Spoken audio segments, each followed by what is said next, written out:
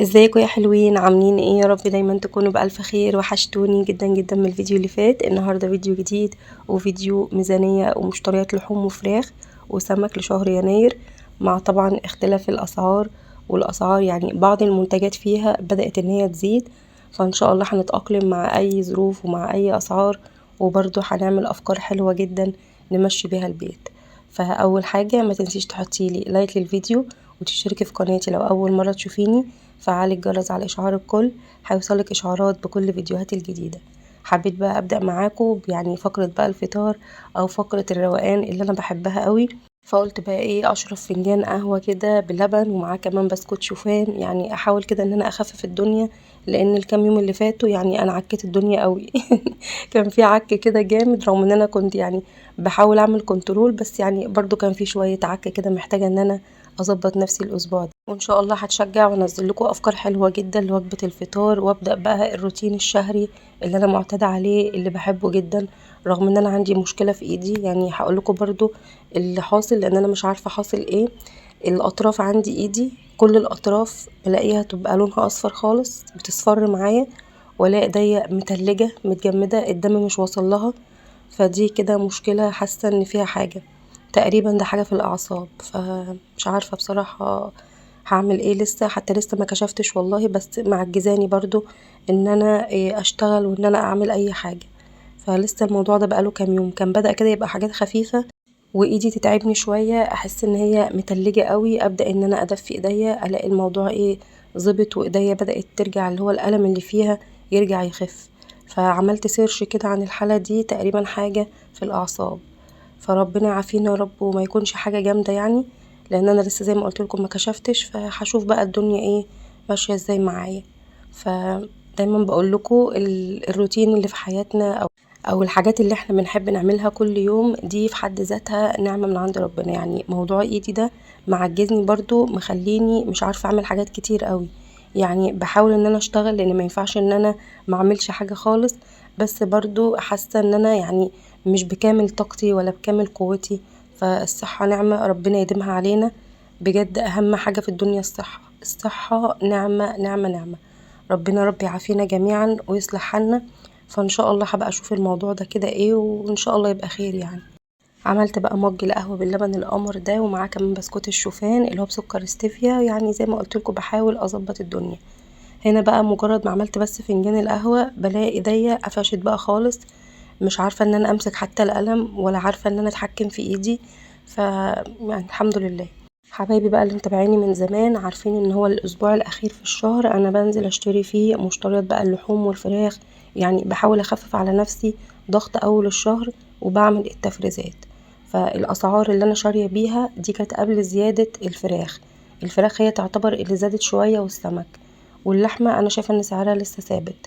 فالفراخ انا كنت شاريه الكيلو الوراك، لان انا ما بقتش اشتري فراخ على بعضها دلوقتي. وقلت لكم ليه؟ لان الفراخ اللي على بعضها انا بدفع على كل فرخة 10 جنيه تنظيف، يعني لو جايبة 5 فرخات عليهم 50 جنيه لوحدهم بس كده تنظيف. ده غير بقى الاحشاء الداخلية والحاجات كده اللي ايه، يعني بتكون هالك في الفراخ. ده غير ان بناتي بدأت ان هي لا عايزين ياكلوا كبد وقوانص، ولا عايزين ياكلوا اللي هي قطعة الدبوس اللي هي كتف، اللي هو الكتف بالدبوس، مش عايزين ياكلوها. فحسيت ان انا لا، في كام وجبة كده بعملهم يعني هم مش حابين ياكلوها. فرجعت كده حسبت كده الحسابات وظبطت اموري، حسيت لان انا لو اشتريت الحاجات اللي بيحبوها زي الوراك، هما بيحبوا الوراك قوي، كلنا عامه بنحب الوراك، وبيحبوا الصدور البانيه بكل اشكالها وبكل تقطيعاتها وبكل الوجبات اللي ممكن نعملها بيها. فقلت خلاص انا بعد كده هشتري وراك. الكيلو لما اشتريته كان ب77 جنيه، واشتريت كمان الصدور البانيه كان الكيلو ب170 جنيه. حاليا الصدور البانيه ب200 جنيه، والوراك سعرها تقريبا 80 جنيه. دي كده السكرين اللي كنت شارية بيها الأسعار اللي أنا بعملها في الفيديو. وإن شاء الله هرجع لكم للميزانية اللي كاتباها بس في آخر الفيديو، عشان إيه أقول لكم كده إيه باستفاضة، إيه أشرحها لكم باستفاضة. في كمان هنا البانيه كنت شارية 2 كيلو بانيه، وكمان الوراك أنا بطلبها كبيرة، يعني التسع وراك كبار، فكان سعرهم 300 جنيه. وال2 كيلو بانيه كنت شاريهم ب340 جنيه. حاليا ال2 كيلو بانيه هيبقى سعرهم 400 جنيه. وفي كمان اول مره بقى حاجه اجربها، وهي الوراك الرومي اللي هو الرومي الابيض، اول مره اجربه واشتري كده الوراك. انا كنت طالبه دبابيس اللي هي الدبوس كده، لقيتها مقطعاها كده يعني زي شرايح كده وشكلها كان حلو قوي، بس وقت ما طلبت ما كانش فيه دبابيس. فجبت كده كيلو من وراك الرومي الابيض، وكنت طالبه منها كمان تعمل لي حمام كداب. هي بتاخد على كل وركين 5 جنيه اللي هي الخلي. زي ما انتوا شايفين دي كده الورقة اللي كانت اتبعتت يعني مع الحاجة. كنت شارية كيلو الرومي ب170 جنيه، ده رومي اللي هو الوراك اللي بالعظم، والصدور برضو نفس النظام. والحمام الكداب كنت طالبة 4 وراك حمام كداب، بتوزنهم وبيطلع الوزن مثلا طلعوا مثلا 2 كيلو، فبتحاسبني على الوراك ان هما 2 كيلو، بدفع حسابهم وبتاخد بقى خلي كل وركين 5 جنيه. بس برضو بيطلع بقى اللي هو الهدر اللي هي العظمة اللي بتبقى ماسكة ما بين الوركين والحاجات دي كلها. شايفين بقى وراك الرومي؟ يعني اول مرة اشوف بقى لحمة الرومي كده كوراك، اللي هو الرومي الابيض. انا اكلت قبل كده الرومي اللي هو البلدي اللي هو الرومي الاسود ده، وعملت فيديو كمان بيه بتسويته بقى قبل كده في القناة اللي هي القناة الكبيرة. فده كده كان الرومي الابيض. انا شايفة ان فيه كمية عظم مش كتيرة، مجرد بس اللي هي حتة العظمة اللي بتبقى ماسكة في قطعة السفح دي، هي دي اللي بتتقطع. انما باقي الكمية كلها زي ما انتوا شايفين فيها كمية لحم يعني. فان شاء الله هجربه، يعني البنات مش عايزين ياكلوا منه، فقلت لهم خلاص ما فيش مشكلة اجربه كده انا وباباكم، وان شاء الله حماية ياكل معانا منه ونشوف طعمه ايه. فجبت كده كيلو رومي، وان شاء الله مرة تانية ابقى اجرب بقى الدبابيس او الصدور.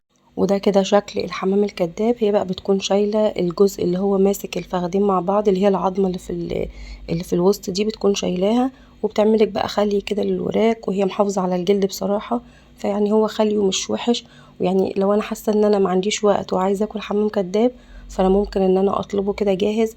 وفي عندها كمان الشيش طاووق، لو انت عايزة بقى شيش طاووق بيبقى سعره نفس سعر البانيه.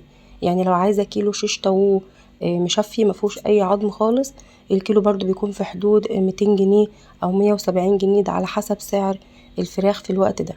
دي كده الحاجات اللي اشتريتها في بند الفراخ. تعالوا بقى نشوف بند اللحوم.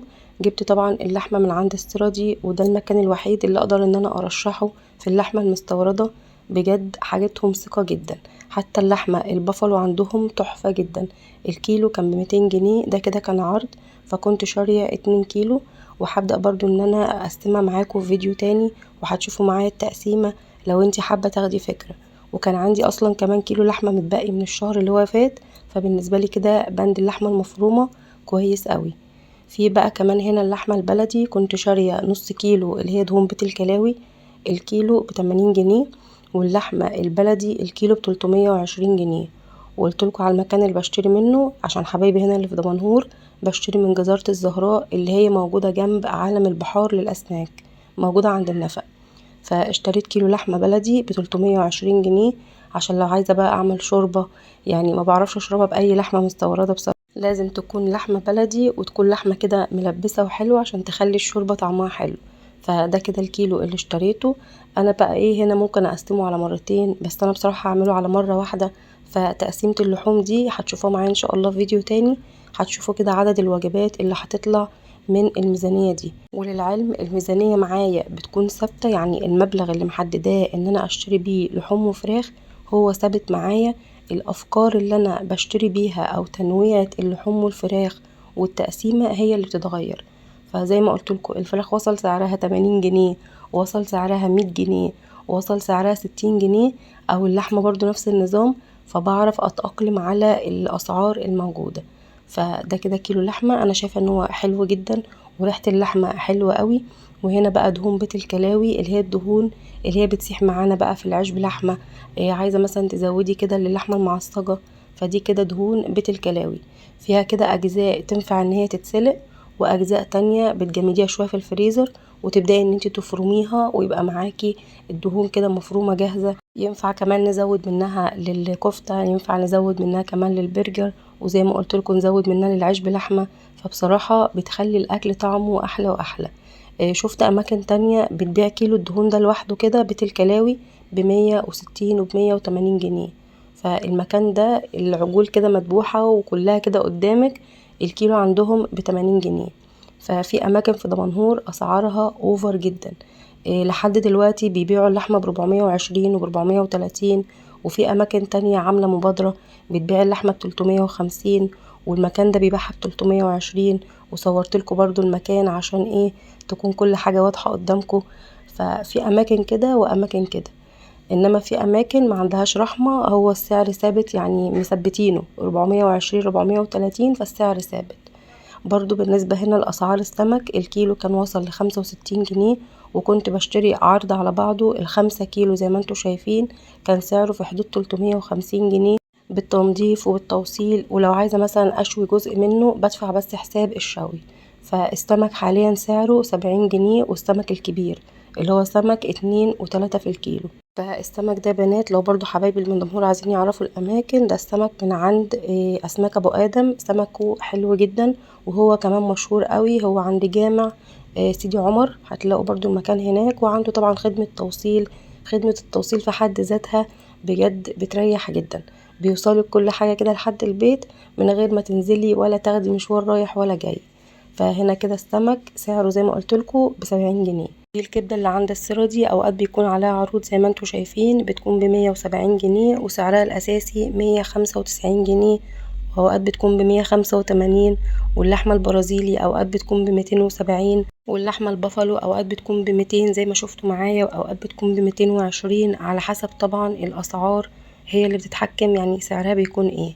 في كمان هنا الرنجة القمر جدا دي، كنت عايزة اكل رنجة بقى، فبرضو كان عليها عرض عند السيرة دي ب95 جنيه الكيلو، بدل من 130 او 120 حاجة زي كده. فالمهم رنجة السيرة دي بحبها جدا، هي كل حاجة عند السيرة دي عامة حلوة قوي، يعني فعلا منتجاتهم ثقة، انا ارشحه لاي حد بيتابعني.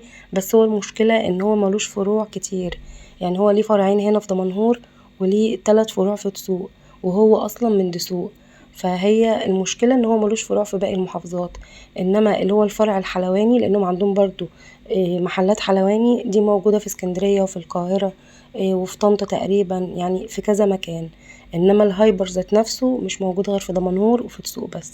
فيعني اتمنى ان هو يفتح في كذا مكان، ويكون ليه فروع في كل الاماكن، عشان هي ناس بتتقي ربنا وتستحق ان هي يكون ليها اماكن كتير قوي، وكمان الناس تستفاد من العروض والجودة المنتجات اللي هما بيعرضوها. هنا بقى كنت حشو كده الرنجة، لان جبتها بقى وقلت ايه اعمل وجبة غدا على طول. فبغلف بقى اللي هي الطاسة اللي انا بعمل فيها بورق فويل، وحسيت ان دي افضل طريقة عشان اتجنب بقى الزيوت الكتير اللي بتطلع من الرنجة وريحة الرنجة اللي بتكون قوية. فبشويها كده في طاسة، بس بكون فرشة بقى ورق القصدير او الفويل ده بيحمي معايا الطاسة. مجرد ما بتتشوي كلها باخد بقى الورقة كده على بعضها وفي كيس كده وخلاص بقى. هنا بقى كنت حشو الرنجة، وعيالي طبعا مش بتحب الرنجة بقى حد يفصصها والكلام ده، لا هما بيحبوا الرنجة كده مشوية، وكل حد كده ياخد الرنجة ويقعد بقى يفصص كده على مزاجه وياكلها بمزاج. فشوت لهم بقى الرنجة، ودي كانت وجبة غدا في اليوم ده. وتعالوا بقى اقول لكم على ميزانية كده سريعة بالاسعار الجديدة، انا ملحقتش ان انا اكتبها، بس ان شاء الله هكتبها وانزلها لكم. يعني خلاص بقى فرضا ان اللحمة البلدي ب400 جنيه الكيلو، فممكن نشتري كيلو لحمة بلدي ب400 جنيه، نعمله كده على وجبتين. في كمان الفراخ البانيه الكيلو بقى ب200 جنيه، هنجيب برضو ب400 جنيه كمان فراخ بانيه، هنعمله على 4 وجبات، يبقى كده معانا 6 وجبات. السمك الى حد ما سعره كويس، يعني ال2 كيلو سمك هيبقى معاكي وجبة في حدود 150 جنيه 160 جنيه. ممكن برضو تجيبي وجبتين، هيبقى برضو في حدود 300 جنيه. فكده الميزانية 1200 جنيه. معاكي بقى اللحمة البرازيلي او اللحمة البافالو على حسب المكان اللي بتشتري منه. اللحمة بافالو هيكون مثلا ال2 كيلو في حدود 440 جنيه، انا بعمل الكيلو على 3 وجبات، يعني ال2 كيلو هيعملوا 6 وجبات، فبرضو هيطلع معاكي عدد وجبات حلوة. وفي كمان فيديو لسه منزلاه قريب عملت فيه الكيلو على 4 وجبات، وال4 وجبات احلى من بعض، هتلاقوا الفيديو موجود في القناة. وممكن كمان بقى تجيبي لو اتبقى بقى فلوس، انا مش عارفة كده وصلنا الرقم كام، هي عامة ميزانية 2000 جنيه، فانا مش عارفة انا وصلت الرقم كام. في كمان فكرة تانية ان انتي ممكن تجيبي مثلا كيلو كبدة تعمليه على مرتين، ومعاه بقى بطاطس محمرة وحاجات كده من الحلوة دي. وممكن كمان تشتري نص كيلو سجق، ونص كيلو مثلا اللي هو السوسيس، برضو هتمشي امورك بيه. فطبعا مهما كانت الاسعار، انا شخصيا كده مهما كانت الاسعار بعرف ان انا اتأقلم معاها، وبعمل افكار كمان لوجبة الغداء اكتر، وبعمل كمان افكار اقتصادية في وجبة الغداء ذات نفسها، فبلاقي الموضوع معايا سهل جدا. فدي كده حبايب الميزانية اللي شفتوه معايا اول الفيديو. الوراك كان سعرها 300 جنيه، هنقول مثلا لو هتشتريها في الوقت ده عشان يعني سعرها زاد شوية هتبقى 350. الصدور البانيه ب240 اللي هو الكيلو ب170، فحاليا مثلا ال2 كيلو بانيه ب400 جنيه. الحمام الكداب ده اختياري لو انت حابه ان انت تشتريه او حابه ان انت تجيبي الوراك في البيت وتعمليها زي ما تحبي. في كمان الرومي لو حابه برضو تجربيه، الكيلو ب170 جنيه. بالنسبه للحمه المفرومه البافالو ال2 كيلو هيكونوا ب440 جنيه. وفي لحمه مفرومه عند فتح الله الهندي بس سعرها بيكون قليل قوي، يعني الكيلو بيوصل ل170 و165.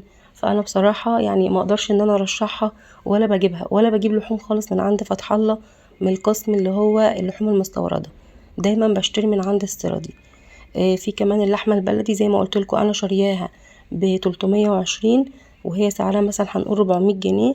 وفي كمان السمك الكيلو ب70 جنيه، وممكن يكون في بعض الاماكن ب80 جنيه، فالاتنين كيلو هنقول مثلا ب160 170 جنيه. وكمان كيلو الكبده اللي هي المستورده عند استيرادي ب195، ده من غير عرض. لو في عرض بيكون سعرها اقل من كده. فكل حد بقى فينا يقعد يكتب كده الميزانية اللي هو حاببها، وتشغلي دماغك وانتي بتكتبيها وتشوفي افكار مثلا للتوفير او وجبات للتوفير، هتفرق معاكي جدا. وان شاء الله هنزل لكم بقى فيديو تاني في التتبيلات بقى والتقسيمة، ان شاء الله تعجبكم. وكده وصلت معاكم لنهاية الفيديو، اشوفكم على خير في فيديو جديد ويوم جديد، ومع الف سلامة.